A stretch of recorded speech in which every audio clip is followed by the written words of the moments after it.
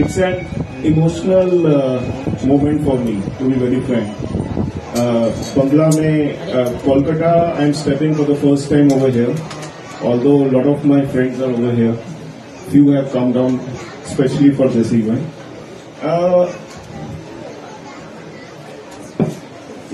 It takes me back जब मैं school में बहुत छोटा था, and I used to come back from school.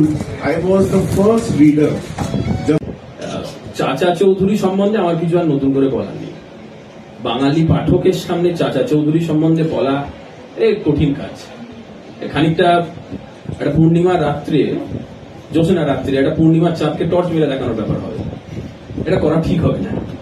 তো সকলে জানেন এই বিষয়ে। আমি বরং আজকে আমাদের যে এই যে উদ্যোগ, এই যে নতুন করে চাচা চৌধুরী সমগ্রকে নিয়ে আসা, এর ব্যাপারে কিছু কথা বলি। আসলে অন্তরীপ সবসময় চেষ্টা করেছে, অন্তরীপ একটা আন্তরিক উদ্যোগ, অন্তরীপ একটা আমাদের একটা নতুন করে অন্তরীপের পালক বোঝা হলো, যেটা আজকে লঞ্চিং হচ্ছে। এখানে প্রথমেই আমি একটা কথা বলবো, যেটা হচ্ছে গিয়ে তনুময়ের ব্যাপারে। তনুময় খুব খুব ভীষণ ভাবে প্রত্যেকটা জিনিস খুঁটিয়ে এবং প্রত্যেকটা লেখা পারফেক্টলি একদম চেক করে, এবং ওর নিজস্ব টিম চেক করার পরেই কিন্তু আমাদের অন্তরীপের সমস্ত ম্যাগাজিন, বুক, উপন্যাস সবগুলোই কিন্তু ও সমস্তটা চেক করে যদি স্যাটিসফাইড হয় তখনই কিন্তু ও রিলিজ করার জন্য দেয়। এবং সমস্ত অন্তরীপের ফার্স্ট টু লাস্ট এই যত আপনারা সব দেখছেন বা বিগত দিনে দেখেছেন, ব্রেন চাইল্ড কিন্তু তনুময়। তাই আমি আমার ভাই তনুময়ের জন্য একটা হাততালি সরকার দিয়ে নেব। উনি প্রায় 400 ক্যারেক্টার তৈরি করেছেন সব মিলিয়ে।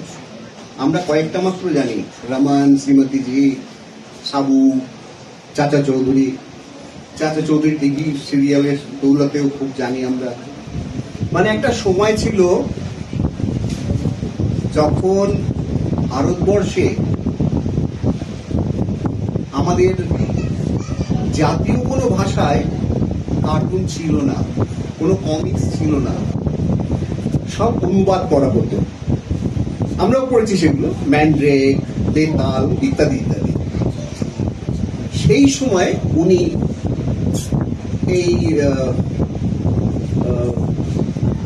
অনুভব করেন যে আমাদের দেশীয় ভাষাতেও কিছু চরিত্র দরকার, কার্টুন চরিত্র, যারা বিশেষ করে শিশুদের চাহিদা পূরণ করবে।